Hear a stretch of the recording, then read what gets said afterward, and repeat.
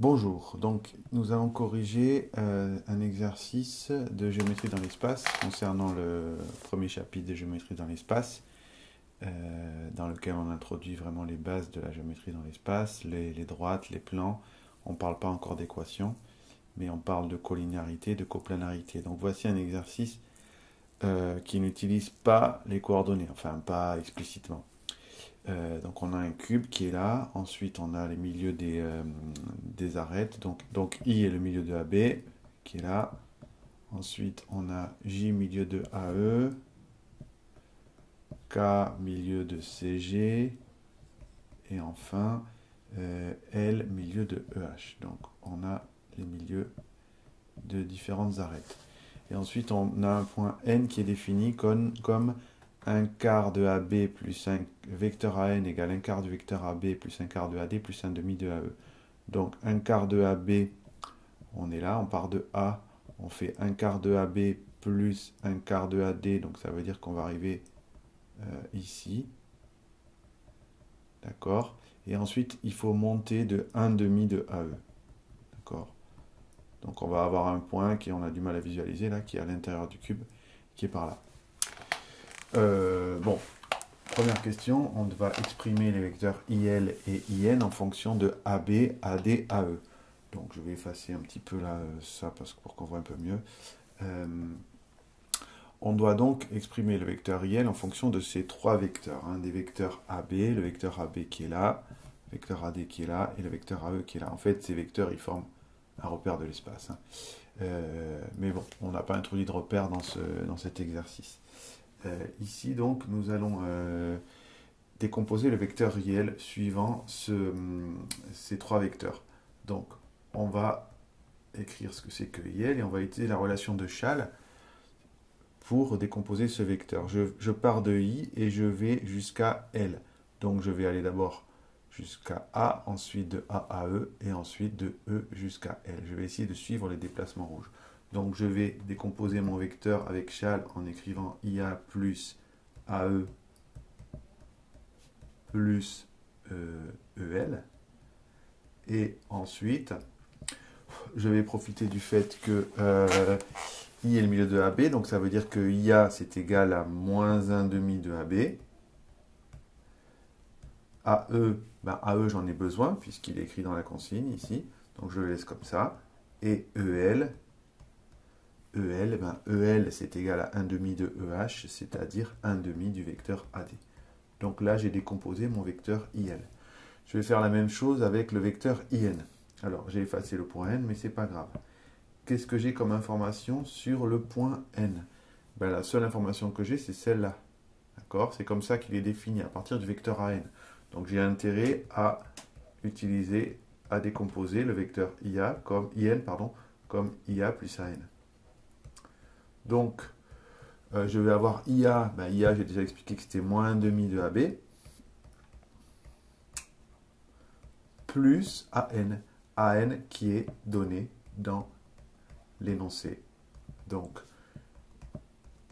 je recopie tout ça, et maintenant, je réduis, c'est-à-dire que je me retrouve avec moins 1,5 de AB plus un quart de AB, donc en factorisant par AB, ça fait moins un quart de AB.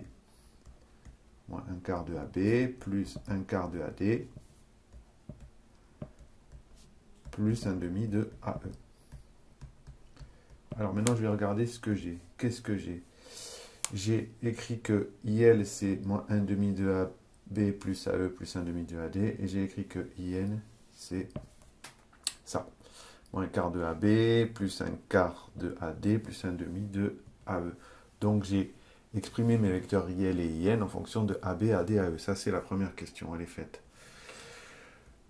Qu'est-ce que je vais en déduire? On me demande de démontrer que les points I, L et N sont alignés. Donc ça, il faut bien comprendre que là, on me parle de collinéarité.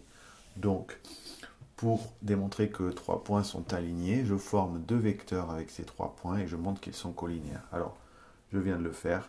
On remarque que, qu'est-ce qu'on a? On remarque que si on multiplie IN par 2, d'accord, d'après ce que j'ai écrit avant, donc ça va faire moins 2 quarts de AB, c'est-à-dire moins 1 demi de AB. plus 2 quarts de AD, c'est-à-dire 1 demi de AD, plus 2 demi de AE, c'est-à-dire AE.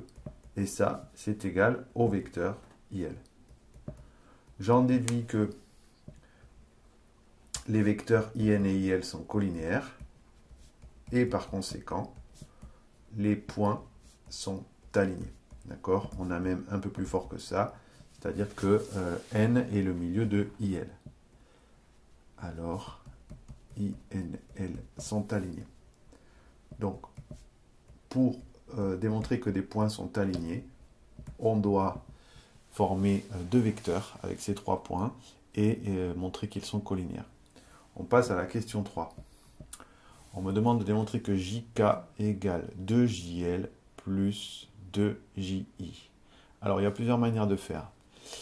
Mais, vu comme l'exercice est fait, moi je vais essayer d'utiliser la même méthode qu'avant, c'est-à-dire je vais essayer d'utiliser ces trois vecteurs rouges et de décomposer chacun de mes trois vecteurs en fonction de ces deux-là.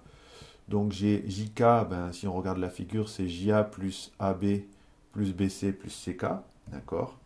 JA plus AB plus BC plus CK, j'utilise la relation de Chasles, encore une fois, et je vois que JA plus CK, ça forme, c'est égal au vecteur nul puisque ces deux vecteurs sont opposés. Donc j'ai JK qui est égal à AB plus BC, c'est-à-dire AC. Bon, on le devine sur la figure, mais je vais remplacer le vecteur le vecteur BC par le vecteur AB, c'est-à-dire je vais exprimer chacun des vecteurs en fonction des trois vecteurs AB, AC, AD. Même chose avec JL. Donc si on fait la même chose avec JL, on va faire, qu'est-ce qu'on va faire? On va faire JE plus EL. Donc je vais un peu plus vite ici. Et j'écris que JE c'est 1 demi de AE plus 1 demi de EH, c'est-à-dire 1 demi de AD. D'accord? Pareil avec le vecteur JI. Le vecteur JI, je vais le décomposer comme JA plus AI, c'est-à-dire moins 1 demi de AE. Et oui, parce que JA, c'est 1 demi de EA, donc moins 1 demi de AE, plus AI. AI, c'est 1 demi de AB. D'accord? J'en déduis que si je fais 2JL plus 2JI, ça va me faire 2 AE, ça va faire AE plus AD, AE plus AD, moins AE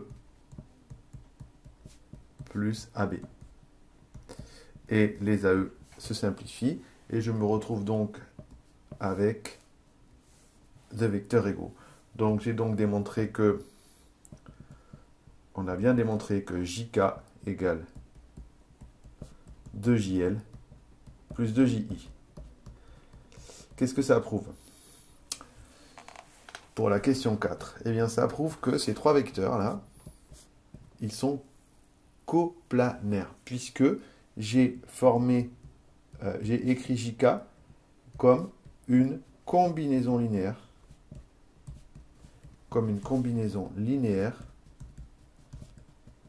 des vecteurs JL et JI.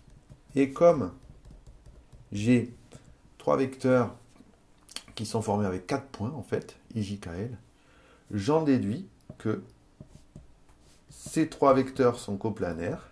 On en déduit que ces trois vecteurs sont coplanaires. Et comme ils sont formés avec 4 points, eh bien, ça veut dire que les points en question sont coplanaires. Donc, IJKL sont coplanaires. Ça, c'est la réponse à la question numéro 3. Donc, mes 4 points, là, on le verra après sur GeoGebra, ils sont coplanaires. Qu'est-ce que ça veut dire? Eh bien, ça veut dire que on me demande maintenant la position relative des droites. Des droites IJ et KL. Ces droites, elles sont formées avec 4 points qui sont coplanaires. Donc ça veut dire que ces droites sont coplanaires, forcément, puisque les points sont coplanaires. Les droites sont coplanaires. Ça veut donc dire qu'elles sont soit parallèle, soit séquente. Alors, en observant un petit peu la figure, on peut voir que la droite IJ, on peut le voir, hein, elle n'est pas parallèle à la droite KL. Okay, donc elle va être séquente. Alors comment l'expliquer? Moi je pense qu'il y a une façon de faire, c'est d'introduire un point N ici, d'accord? Et de dire que soit N le milieu de AG, le milieu de AG. Alors, la droite KN et la droite IJ sont parallèles.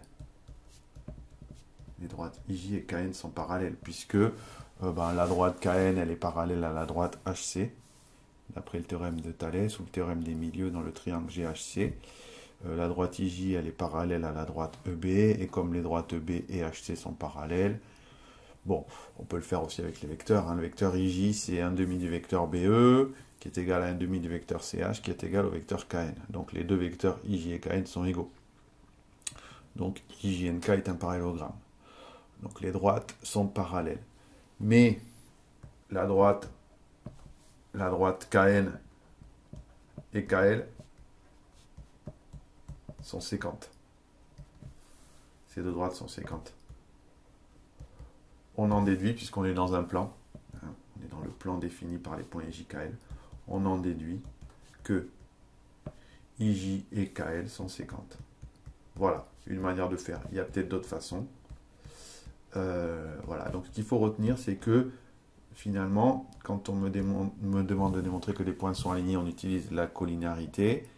Quand on me demande de démontrer que des points sont coplanaires, on utilise la coplanarité, c'est-à-dire qu'on essaye d'exprimer un vecteur comme combinaison linéaire des deux autres.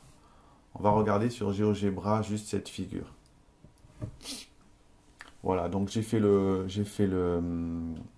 cube dans GeoGebra, d'accord, GeoGebra 3D, et je vais dessiner avec GeoGebra le plan qui passe par les points IJK.